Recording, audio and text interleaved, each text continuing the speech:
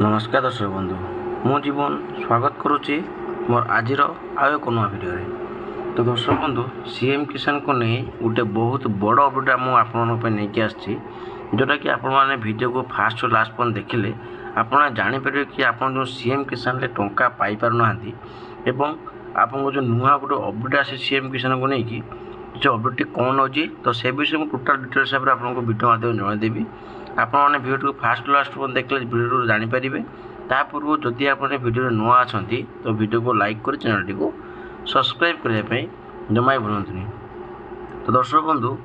आपर CM किसान को नहीं गोटे बहुत बड़ कमेंट था कि आप सीएम किसान जो टंका पाँच तो ये आपने कौन पाते असुविधा कौन अच्छी देखूँ आपर जो सीएम किसान टंका सरकार आपन को देते एप्रिल मास 20 तारिख रे ठीक अच्छे। तो एप्रिल मास 20 तारिख रे आप सीएम किसान टंका आप खाता को जाइला जो मैंने एप्रिल मास 20 तारिख रे जो मैंने टंका पाई ना तो से बहुत अपडेट था कि कौन टंका पाई ना देखूँ जदि सीएम किसान आम जानापी जा कि कौ मैंने एलिजिबिलिटी अच्छा जो मैंने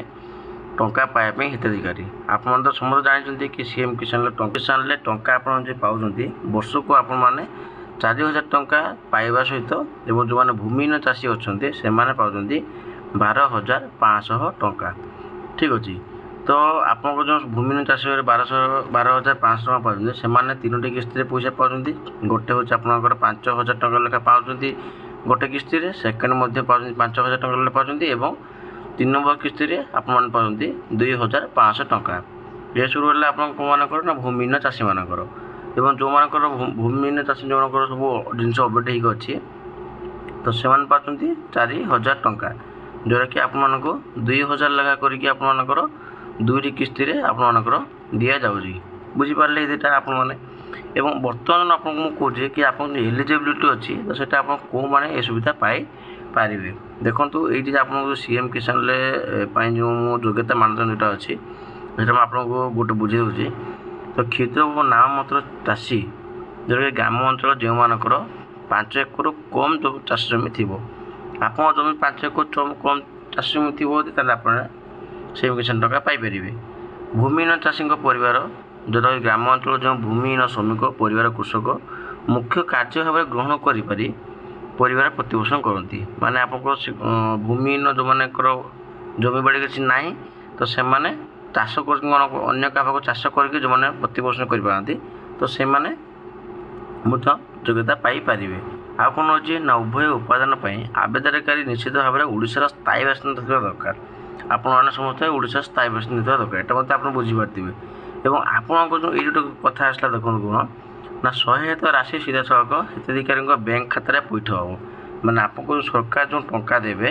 तो सेटा आप कौन हम डायरेक्ट बैंक को आपको पैसा जीव ठीक अच्छे माने आप कौन जिनस आपको अलग किसी ये को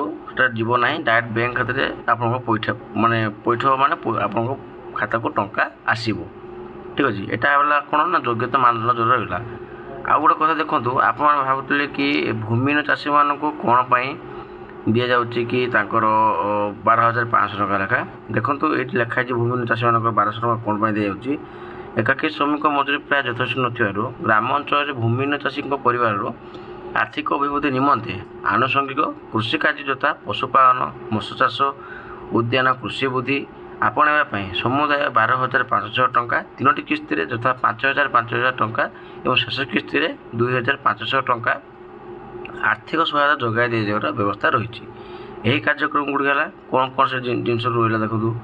क्षुद्र छेଳି चाष यूनिट क्षुद्र अंडा दिया कुकुड़ा यूनिट द्विमुखी और स्वल्प सामग्री वैषयिक पक्षी यूनिट बतक यूनिट मत्स्यजीवी मत्स्य उपकरण जोगाण छतु चाष महू चाष एवं आप टसर चाष ठीक अच्छे गोपालन यही सब जिन आप चाष कर जोटा कि रही आपंकर भूमिहीन चाषी मान 12,500 टंका पाइपर आपने बुझीपारे यदि एम चाष करना खाली आपंकर बैंक खास अपडेट थी आप सब जहाँ भी किसी माने निज निज नाम जमी थी से 4,000 टंका लेखा पाँच तो ये आप गला कौन ना योग्यता मानदंड कौन कौन योग्यता दरकार आउ गोटे देखो जोटा कि आपको अपडेट अच्छी जोटा कि आप सीएम किसान टंका पाँच এবং ନେକ୍ସଟ ଆପଣଙ୍କ ଯେଉଁ 15ଟା ରହିଲେ କିସ୍ତି ଆପଣମାନେ ପାଇସାରିଲେଣି। ତ ବର୍ତ୍ତମାନ ଆପଣଙ୍କର 16ତମ କିସ୍ତି ଆପଣଙ୍କୁ ଯେଉଁ ଆସିବା ପାଇଁ ଯାଉଛି, ତ ସେଥିରେ କ'ଣ ଅଛି ନା ଆପଣଙ୍କର 3ଟା ଜିନିଷ ସେ ଆପଣଙ୍କୁ କହିଛି। ଗୋଟେ ହେଉଛି ଆପଣଙ୍କ କ'ଣ ନା ଫାର୍ମର ଆଇଡ଼ି, ଠିକ୍ ଅଛି, ମାନେ କୃଷକ ପଞ୍ଜୀକରଣ ଯେଉଁଟା ଅଛି, କୃଷକ ପଞ୍ଜୀକରଣ ନିହାତି ଭାବେ ଆବଶ୍ୟକ,